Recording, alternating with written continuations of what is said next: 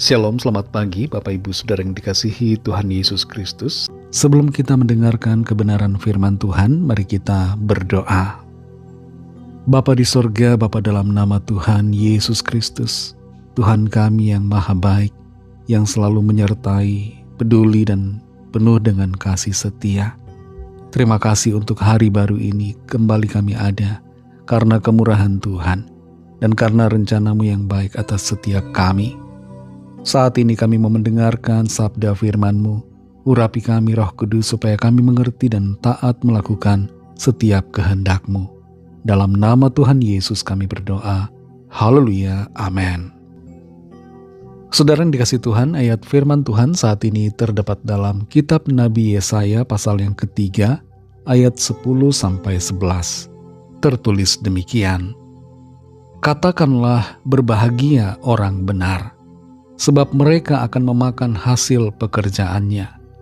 Celakalah orang fasik, malapetaka akan menimpanya, sebab mereka akan diperlakukan menurut perbuatannya sendiri. Saudara yang dikasihi Tuhan, selama hidupnya Thomas Guthrie melakukan pelayanan kepada Tuhan dengan melakukan penginjilan dan juga melakukan pelayanan sosial. Thomas Guthrie adalah seorang pendeta dan juga seorang pekerja sosial. Ia mendirikan sekolah-sekolah gratis untuk anak-anak miskin. Dia berjuang untuk melawan kemiskinan dan juga kejahatan di Skotlandia pada abad ke-19. Ada sebuah kutipan dari perkataan Thomas Guthrie. Dia katakan, "Earth for work, heaven for wages, this life for the battle, another for the crown, time for employment, eternity for enjoyment." Bumi adalah tempat berkarya, surga tempat terima pahala. Hidup ini adalah medan perjuangan. Hidup di surga terima mahkota. Waktu saat ini untuk pengabdian, kekekalan untuk kebahagiaan. Dalam Yesaya pasal 3 ayat 10-11 ini tertulis, "Katakanlah berbahagia orang benar, sebab mereka akan memakan hasil pekerjaannya. Celakalah orang fasik, malapetaka akan menimpanya, sebab mereka akan diperlakukan menurut perbuatannya sendiri." Dalam ayat ini terdapat janji bahwa kebaikan yang kita lakukan selama kita hidup di bumi ini tidak akan pernah sia-sia. Sekalipun ada kalanya orang yang hidupnya jujur, orang yang hidupnya benar, bisa mengalami kerugian atau mengalami kesukaran, tapi Tuhan memperhatikan segala sesuatunya, dan Tuhan akan membalaskan dengan berkat yang sejati di dalam kekekalan. Dalam ayat ini dikatakan memakan hasil pekerjaannya. Artinya bahwa akan ada waktunya di mana buah dari pekerjaan itu akan dinikmati.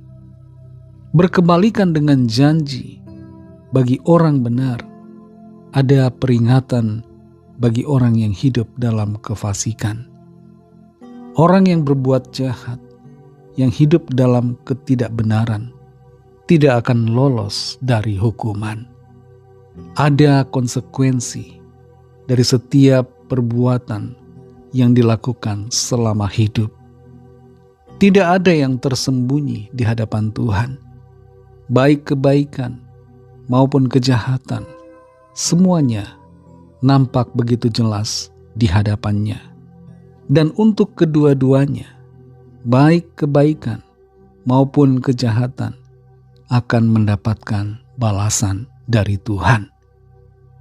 Saudara yang dikasihi Tuhan, pertanyaan buat kita, bagaimana kondisi kehidupan kita saat ini? Apakah kita berada di dalam kefasikan atau berada di dalam kebenaran? Kalau kita berada di dalam kefasikan, mari bertobat, ikuti firman Tuhan. Dan kalau kita ada dalam kebenaran, teruslah hidup dalam kebenaran dengan penuh kesetiaan. Ada upah kekal yang Tuhan sediakan bagi setiap kita yang selalu setia dan mengasihi Tuhan. Mari kita berdoa. Terima kasih Tuhan Yesus, kami bersyukur untuk firman-Mu yang sudah kami dengar saat ini, yang kembali mengingatkan setiap kami untuk tetap setia hidup di dalam kebenaran-Mu, tidak meninggalkan akan firman-Mu, tetap berpegang pada perintah-Mu, menjauhi setiap pelanggaran dan dosa, dan tidak hidup di dalam kejahatan. Pimpin kami selalu Roh Kudus, penuhi hati kami, supaya apa yang kami pikirkan, apa yang kami perkatakan dan lakukan, itu semuanya menyenangkan hati Tuhan. Berkati kami Tuhan di sepanjang hari ini, dalam segala tugas aktivitas kami, dalam studi pekerjaan, usaha, pelayanan, dan dalam segala sesuatu yang kami lakukan. Kiranya pertolongan-Mu Tuhan nyatakan, sehingga kami berhasil dan berkemenangan. Kami berdoa bagi yang sakit, yang sedang dalam pergumulan, yang terdampak bencana, yang sedang berduka, putus asa. Lawatlah setiap kami ya Tuhan, dan berikan kekuatan, jalan keluar, kesembuhan, pemulihan, semangat baru, kelepasan yang dari Tuhan, dan mujizat yang heran Tuhan nyatakan.